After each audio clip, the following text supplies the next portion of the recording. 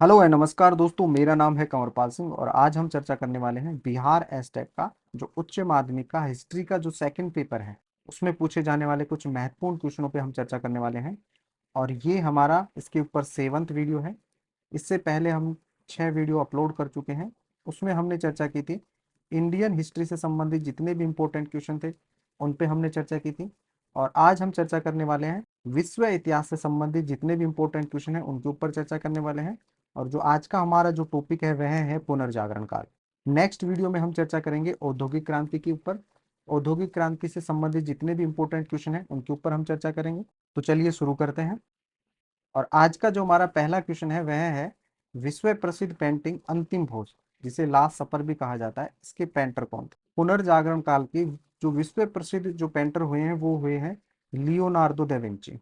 और इन्होंने 3 प्रमुख चित्र बनाए थे, जिनमें एक आ जाता है लास्ट सपर, दूसरा है मोनालिसा और तीसरा है वर्जिन ऑफ द रॉक। तो ये 3 इनके विश्व प्रसिद्ध चित्र हुए हैं। यहाँ पर हम चर्चा कर रहे हैं लास्ट सपर की चर्चा कर रहे हैं। तो इसके अंतर्गत क्या होता है कि जो ईसा मसीह हैं वो अपने 13 शिष्यों के साथ में भोजन कर रहे हैं और वो कहते हैं कि आज हमें कोई एक धोखा देगा। और इनमें जो धोखा देने वाले शिष्य का नाम होता है जूडस। तो इस क्वेश्चन का जो राइट आंसर हो जाएगा वह हो जाएगा ऑप्शन ए, अर्थात लियोनार्डो दा विंची अंतिम भोज अर्थात लास्ट सपर के पेंटर हैं। नेक्स्ट क्वेश्चन है हमारा विख्यात चरित्र डॉन क्विक्सोट किसकी सृष्टि अर्थात रचना है? तो देखिए डॉन क्विक्सोट है, ये एक स्पेनिश राइटर होते हैं, सर्वेंटीज इन्होंने लिखी थी। और डॉन क्विक्सोट है, ये एक व्यंग्यात्मक प्रेम कथा होती है, व्यंग्यात्मक प्रेम कथा है। इसमें ला मांचा नामक एक स्पेनिश व्यक्ति होता है, उसके साहसिक कार्यों की कहानी है। और इसके अंतर्गत जो सामंत होते हैं उनके आडंबरों पर व्यंग किया गया है। सामंतों के आडंबरों पर व्यंग किया गया है, अर्थात जो सामंतवाद था यूरोप का उसके आडंबरों पर यहाँ पे व्यंग किया गया है। तो इस क्वेश्चन का जो राइट आंसर हो जाएगा वह हो जाएगा ऑप्शन से अर्थात सर्वेंटेज। नेक्स्ट हमारा क्वेश्चन है कि वास्को डिगामा कहाँ का निवासी है? देखिए वास्को डिगामा का संबंध था पुर्तगाल से। यह 1498 ईस्वी में भारत के कालीकट बंदरगाह पहुंचता है। तो इस क्वेश्चन का राइट आंसर हो जाएगा ऑप्शन ए अर्थात पुर्तगाल। नेक्स्ट हमारा क्वेश्चन है कैपलर ने किसके सिद्धांत की पुष्टि की है? देखिए कैपलर ने पुष्टि की है कोपरनिकस के सिद्धांत की पुष्टि की है। और कोपरनिकस ने एक सिद्धांत दिया था हेलियोसेंट्रिक सिद्धांत। इस सिद्धांत के अंतर्गत जो सौर मंडल के केंद्र में माना गया है सूर्य को। और इन्होंने खंडन किया था टोलमी के सिद्धांत का। और जो टोलमी का सिद्धांत है ये सिद्धांत है जियोसेंट्रिक सिद्धांत है, जियोसेंट्रिक सिद्धांत है। और इस सिद्धांत में जो केंद्र में माना गया है सौर मंडल के वो उसको माना गया है पृथ्वी को। कोपरनिकस होते हैं, इन्होंने टोलमी का जो सिद्धांत होता है जियोसेंट्रिक, जिसके अंतर्गत माना गया है कि सौर मंडल के केंद्र में पृथ्वी होती है, उसके सिद्धांत का खंडन किया। और एक नवीन सिद्धांत दिया हेलियोसेंट्रिक, जिसके अंतर्गत सौर मंडल के केंद्र में होता है सूर्य। तो इस क्वेश्चन का जो राइट आंसर हो जाएगा वह हो जाएगा कोपरनिकस। और जो केपलर होते हैं उन्होंने इस कोपरनिकस का जो हेलियोसेंट्रिक सिद्धांत होता है इसकी पुष्टि की थी। नेक्स्ट हमारा क्वेश्चन है पिएता क्या है? तो देखिए पुनर्जागरण काल के एक फेमस चित्रकार और मूर्तिकार हुए हैं एंजलो। ये मूर्तिकार भी थे और चित्रकार भी थे। इनके द्वारा एक मूर्ति बनाई गई थी फेमस पिएता। इसके अतिरिक्त दूसरी जो मूर्ति बनाई गई थी वह बनाई गई थी डेविड की मूर्ति। इसके अतिरिक्त इनके द्वारा कुछ फेमस चित्र भी बनाए गए थे जिनमें नाम आ जाता है द लास्ट जजमेंट। दूसरा इनका फेमस चित्र होता है the fall of man, the fall of man. और ये चित्र इन्होंने बनाए हैं सिस्टाइन चर्च में बनाए हैं। और यहाँ पर हम बात करें द लास्ट जजमेंट नामक चित्र की बात करें तो ये सिस्टाइन जो चर्च है उसकी सामने की दीवार पर बनाया गया है। इनका जो दूसरा फेमस चित्र है द फॉल ऑफ मैन, ये बनाया गया है सिस्टाइन जो चर्च है उसकी छत पर बनाया गया है। तो यहाँ पर इस क्वेश्चन का राइट आंसर हो जाएगा माइकल एंजलो। तो जो ये पिएता है ये माइकल एंजलो द्वारा बनाई गई मूर्ति है। नेक्स्ट हमारा क्वेश्चन है कि 1300 से 1550 ईस्वी के मध्य पुनर्जागरण कहाँ प्रारंभ हुआ था? देखिए पुनर्जागरण की शुरुआत हुई थी इटली में। इटली में हुई थी, लगभग 14वीं शताब्दी के प्रारंभ में हुई थी। और ये 16वीं शताब्दी तक संपूर्ण यूरोप में फैल जाता है। और पुनर्जागरण के लिए अंग्रेजी में एक शब्द का प्रयोग किया जाता है रेनेसा। इस शब्द का प्रयोग सबसे पहले किया था एक इटालियन विद्वान थे वैसारी। वैसारी ने इस शब्द का प्रयोग किया था निर्माण और मूर्ति कला के संदर्भ में। निर्माण और मूर्तिकला के संदर्भ में किया था।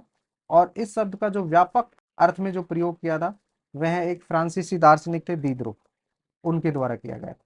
इस क्वेश्चन का राइट आंसर हो जाएगा ऑप्शन से अर्थात इटली।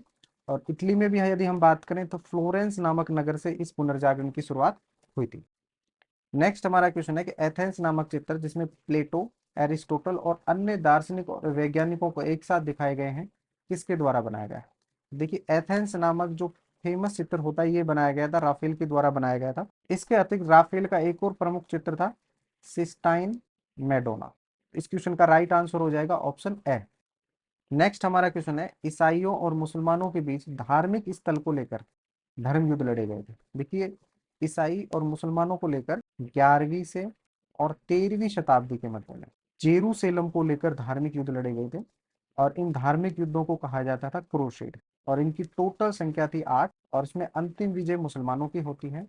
देखिए जेरूसलम है ये ईसाइयों और मुसलमानों दोनों के लिए पवित्र स्थान था। और जब जेरूसलम पर सेल्जुक तुर्कों द्वारा अधिकार कर लिया जाता है तो इन धर्म युद्ध की शुरुआत होती है जिन्हें कहा जाता है क्रूसेड। तो इस क्वेश्चन का जो राइट आंसर हो जाएगा वह हो जाएगा ऑप्शन से। नेक्स्ट क्वेश्चन है जॉन गुटेनबर्ग किस तकनीक से जुड़े माने जाते हैं? तो देखिए जॉन गुटेनबर्ग ने जर्मनी में छापे खाने की स्थापना की थी। तो इस क्वेश्चन का राइट आंसर हो जाएगा ऑप्शन ए। नेक्स्ट हमारा क्वेश्चन है अंग्रेजी साहित्य के जनक किसे कहा गया है?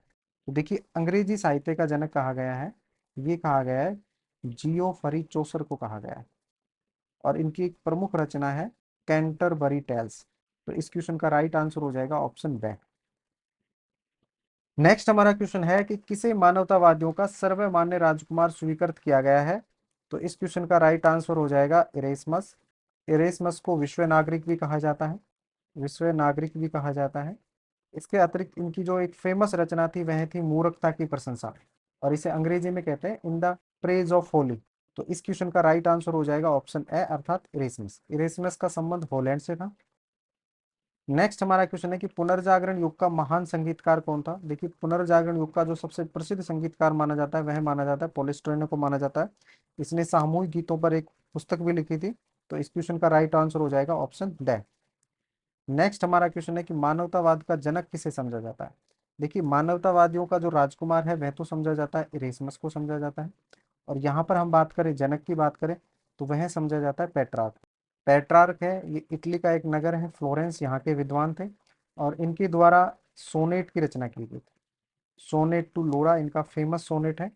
देखिए सोनेट क्या होता है, ये 14 पंक्तियों की एक विशेष कविताएं होती हैं, उन्हें सोनेट कहा जाता है। तो इस क्वेश्चन का राइट आंसर हो जाएगा ऑप्शन दे अर्थात पेट्रार्क।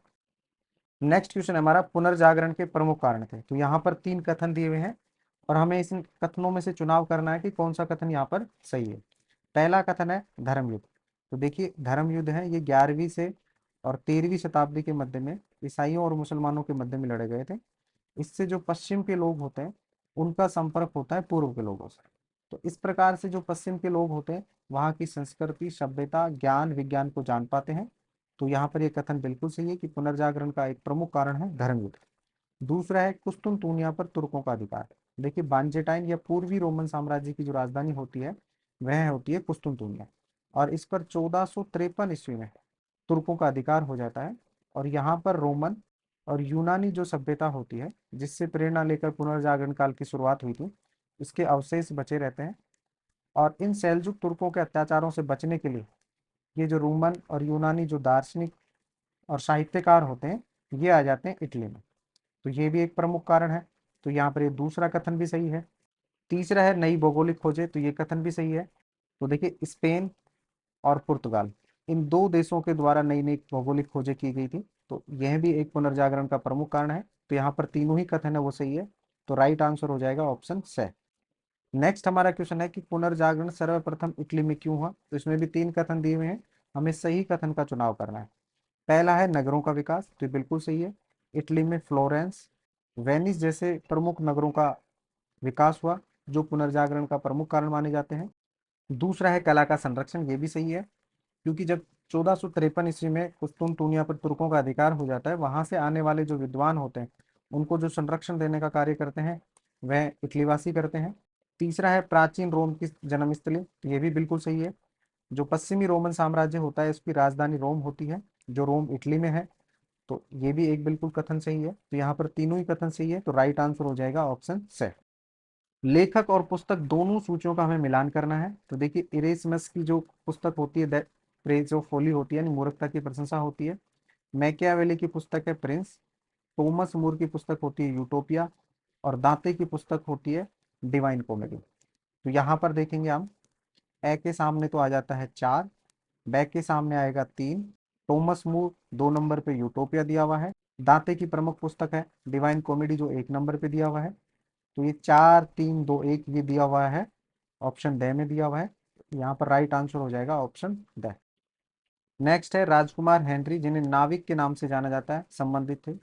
तो देखिए भौगोलिक खोजों में दो देशों का प्रमुख नाम आता है, एक स्पेन का नाम आता है, दूसरा आता है पुर्तगाल का।